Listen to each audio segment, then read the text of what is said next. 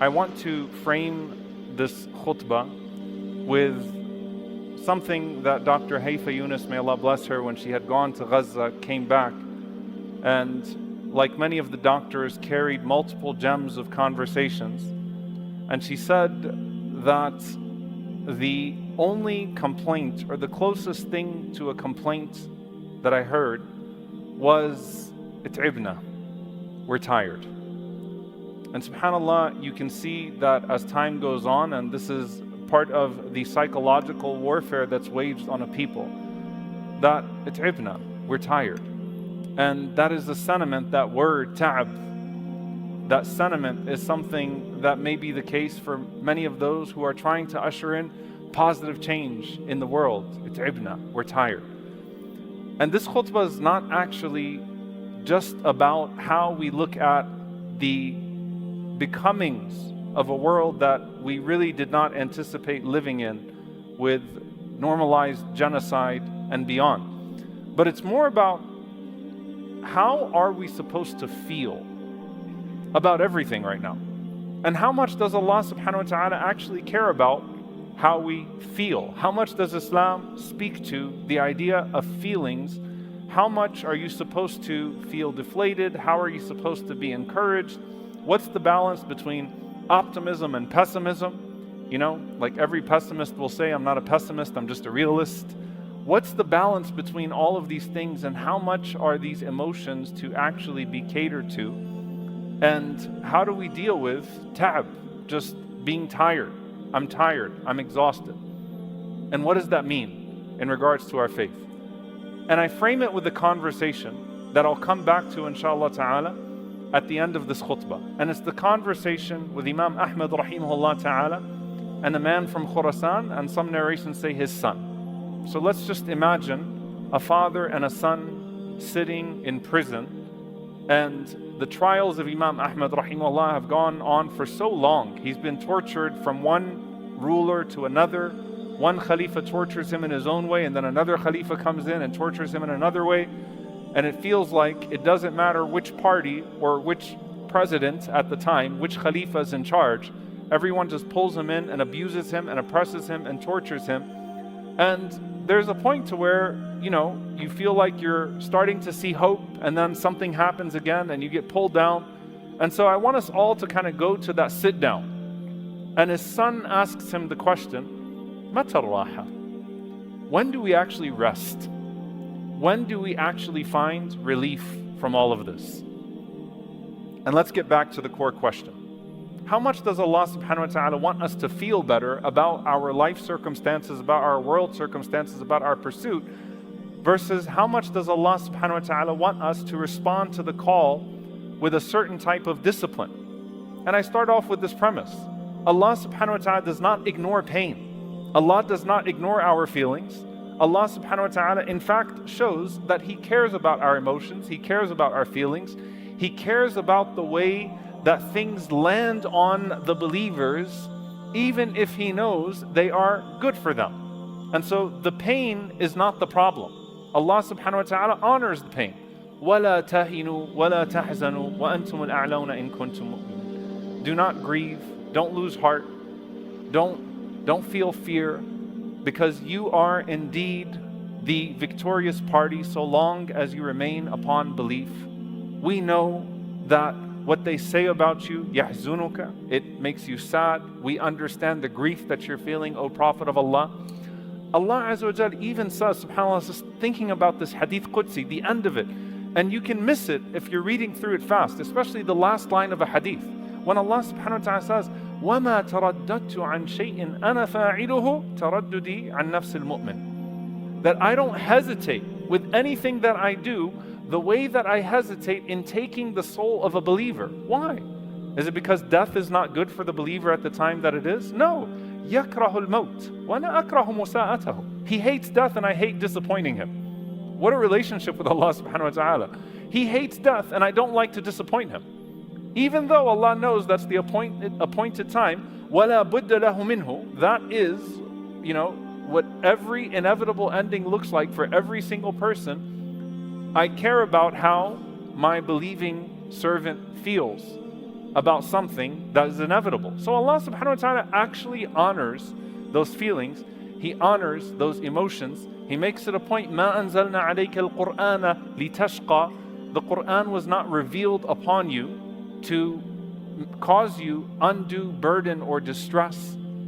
He tells the Prophet ﷺ, يَسِّرُوا وَلَا تُعَسِّرُوا, to make things easy, not to make things hard.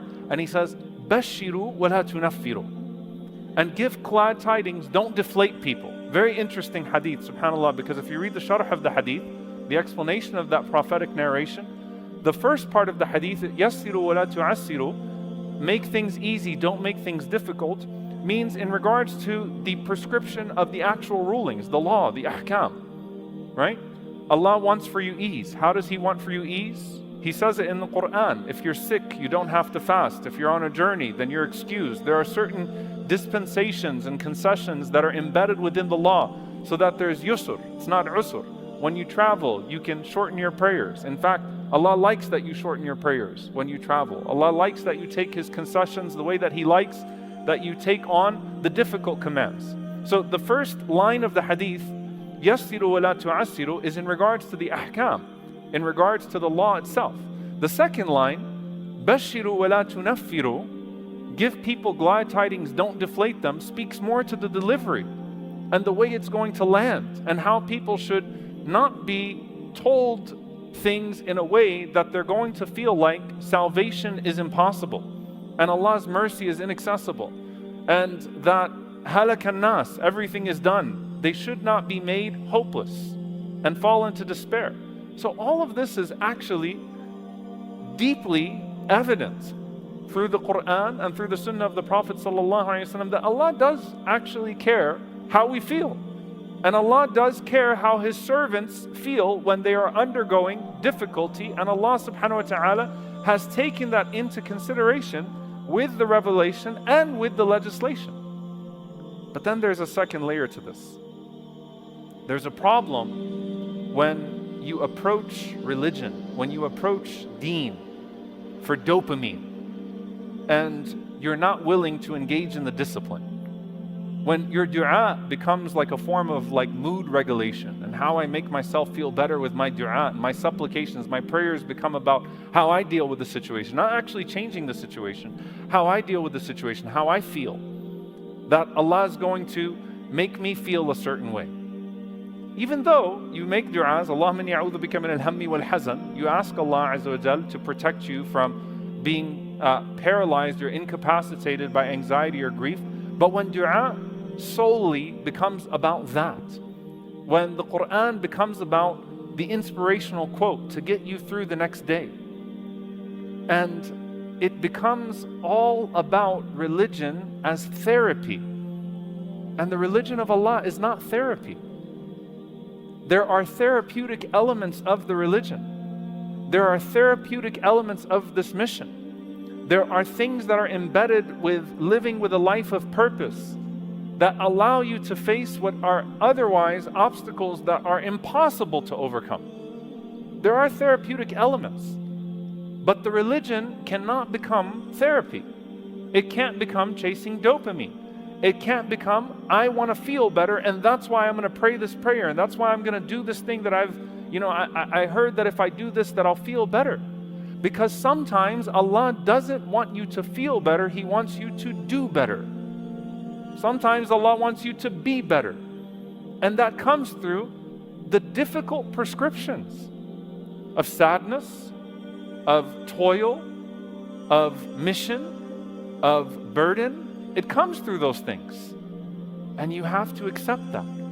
And there's always this healthy medium of, I should feel a sense of deficiency. I should feel like I should be doing more. Imam Hassan al-Basri rahimahullah ta'ala, he says, المؤمن يعمل الطاعات وهو مشفق وجل خائف والفاجر يعمل بالمعاصي وهو آمن. He said radiyallahu ta'ala anhu wa rahimahullah, that the believer performs good deeds and the heart trembles, and there is a fear that maybe I need to do more for it to be accepted. And there is this sense of feeling charged to take the next step. Whereas the sinner commits their sins, وَهُوَ آمِن, and they feel completely safe from those sins. Like they're fine. I'm okay in life. Right? So the believer feels entrusted with something that's deeper, with something that's greater, that encompasses a certain sense of stress and burden to move you to another level of yourself for the sake of Allah subhanahu wa ta'ala. And Allah Azza wa Jal constantly makes it a point to say, it was not to stress you out. It was not to hurt you. Allah takes no joy in causing you pain. Allah takes no joy in disappointing you. But there are necessary burdens that exist in this life to wean you off of it a bit. And subhanAllah, I was even thinking about the ayah, Inna ma'al usri yusra. Inna ma'al usri yusra. Verily with hardship comes ease. We share this ayah to comfort ourselves. We share this ayah to make ourselves steadfast. But look how quickly Allah subhanahu wa ta'ala qualifies it so that you don't become sedated by the verse. فَإِذَا فَرَغْتَ فَانْصَبْ. And so when you free up from something, whether it is getting out of a difficult moment or passing through this difficult trial, fansab. And the root of fansab, nasaba, actually comes from fatigue. Exert yourself. Put yourself through exertion. It's very interesting because it's the same root of the word that Khadija radiallahu ta'ala anha, we know it most in her narration, when Jibreel alayhi salam came to the Prophet sallallahu alaihi wasallam to give the Prophet ﷺ the message to Khadija, to give her the glad tidings of Jannah, give her the glad tidings of a home in paradise made of pearl, la sakhaba fihi wa la nasab, in which there is no noise and no fatigue. The stress is gone. Nasab, fansab. And so there is the stress that comes through the tiredness of test. That test wears us out. And then there is the stress that is optional fatigue through exertion. And Allah subhanahu wa ta'ala is saying, if you're comfortable, that's actually a problem. That innama al-usri yusra, moving from hardship to ease, or with hardship comes ease, does not mean you can go back to being comfortable. It means that if you pass through the inevitable tiredness of test, then put yourself through the optional exertion of fatigue for His sake. It's a very powerful transition that we find in these ayat. And so for the sake of time, because I promised myself I wouldn't go late in this khutbah, the sake of time, back to that conversation. Imam Ahmad sitting with his son. And it's a father sitting with his son in Gaza. It's a mother sitting with her child in Gaza. It's two people that are working and trying to do something great, sitting together, and they're feeling deficient. And how do we deal with everything that's on the outside and move forward? Because the more that you know about the world, the harder it becomes to be comfortable. And the realization, the more you come to the realization that there is life after death, the less comfortable you get with life before death. So how do I deal with this bundle? Imam Ahmad rahimahullah could have responded and said, listen, the tide is turning. Soon I'm going to get out inshallah, and everything is going to be great, and I'm going to become one of the most famous imams in history, and my janazah is going to be the largest recorded janazah in history. Victory is on its way. This humiliation is for a short time. But you know what he says? Mata raha, or when do we find ta'amul raha, the sweetness of relief? He responds and he says, bi awwali qadamin yakhtuha fil jannah. You know when your relief is? With the first step that you take into Jannah. That's when your relief is. The expectation is that's when you actually find relief. That doesn't mean we're not going to seek victory. That doesn't mean that we're not going to seek a way out. That doesn't mean that we're not going to pray for a way out of our difficulty and hope for a way out of our difficulty. But the actual raha, the actual relief that we're going to find is when we get to Jannah. Why? Because you know what, dear brothers and sisters?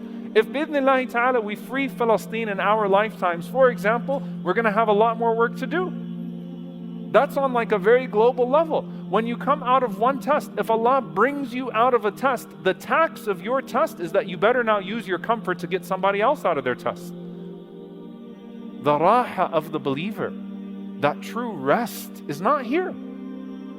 And it's a simple truth that carries a major implication in our methodology of how we approach Allah.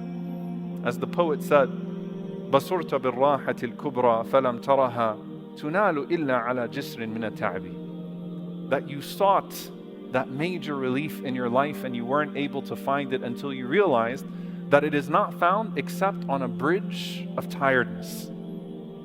Ibn al-Qayyim rahimahullah ta'ala said, الْجَنَّةُ لَا تُنَالُ إِلَّا عَلَى جِسْرٍ مِنَ التَّعْبِ. Paradise is not found except after you cross a bridge of ta'ab, tiredness, fatigue, exhaustion. It's the opposite of raha, right? Jannah is raha. When you get there, you rest. That's when relief is found. That's when relaxation is found. That's when you retire, is when you get to Jannah. And that's it. If Allah Azza wa Jal happens to be squeezing you as an individual level or squeezing us as an ummah to the greatest extent right now, the point is not for you to say, Ya Allah, let go of this for me so I can rest. The point is, Ya Allah, see me through this in a way that you will be pleased with me, in a way that will contribute to my ultimate raha, to my ultimate relief, and in a way that will enable me to be there for somebody else. That's why I want raha. That's why I want rest. That's the relief that I seek. And subhanAllah, I think of that conversation with Imam Ahmad and what he set for the standard, the bar that he set for his son. Like, I might die in prison and that's going to be okay, because that's not where my raha is found. I might die here. You know, we have stories in Islamic history. I mean, look no further. Imam Ahmad, Imam Abu Hanifa. One dies in prison, one dies out of prison. They're both two of the four Imams, right? They make up half of the four Imams. Incredible. But I look back at that and that rest and that relief, and you watch these people in Gaza and you can hear through the videos that drone over them, constantly buzzing over them, and then the bombs, and then the starvation, and then the news of someone else dying. 700 days of that. I don't know how a person functions, to be honest with you. And then you think of the moment that they breathe their last in quiet. SubhanAllah. Like, think of Hamza radiallahu ta'ala anhu and his last moments in this world. How tired he was. He had a spear through his body and he was trying to get up and move forward and get up and move forward. And he had a spear through his midsection. And he died like that. And the Prophet ﷺ sees him how? Relaxing on a couch in Jannah. Relaxation. Ar-Raha. What did the Prophet ﷺ mention? That the first night that the believer goes to the grave, after all the becomings of the grave, go to sleep. That's your nap time. Now go ahead and take a nap. After the exhaustion of this journey, take your first nap.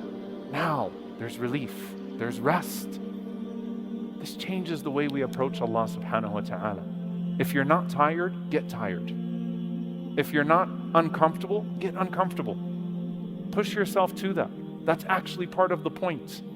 And victory is only meant to become the foundation of another victory, because this world will never be perfect for us as individuals or be perfect for us in the collective sense or in the communal sense. The last thing, alhamdulillah, we have 3 people that are taking shahada that I already know of here today, alhamdulillah. And I just left from giving another sister shahada, alhamdulillah rabbil alameen. And I know that at least one of those sisters that's with us today is one of those people that came to the protests for Gaza and that became inspired to learn about Islam because of her protesting for Gaza, and then looked into the Quran and realized that it's the faith of the people of Gaza that sustains them in this exhausting journey, and is voluntarily coming to become a part of that journey as well. May Allah subhanahu wa ta'ala bless her and all of our sisters and brothers that have embraced Islam, that are embracing Islam. And may Allah Azza wa Jalla allow us to maintain perspective. And may Allah subhanahu wa ta'ala not let our tiredness go to waste. لَقَدْ خَلَقْنَا الْإِنسَانَ فِي كَبَدٍ. You've been created in toil. Everyone gets tired in this world. But some people's tiredness goes to waste. May Allah let all of our ta'ab be for His sake. May Allah subhanahu wa ta'ala reward all of it. And may Allah subhanahu wa ta'ala bring relief and make us a source of relief for our brothers and sisters, and allow us all to celebrate the ultimate relief, that ultimate raha in Jannat al-Firdaus with our Prophet sallallahu alaihi wasallam. Allahumma ameen. Aqulu qawli hadha wa astaghfirullah li wa lakum wa li sa'il muslimin fastaghfiru innahu al-ghafurur rahim.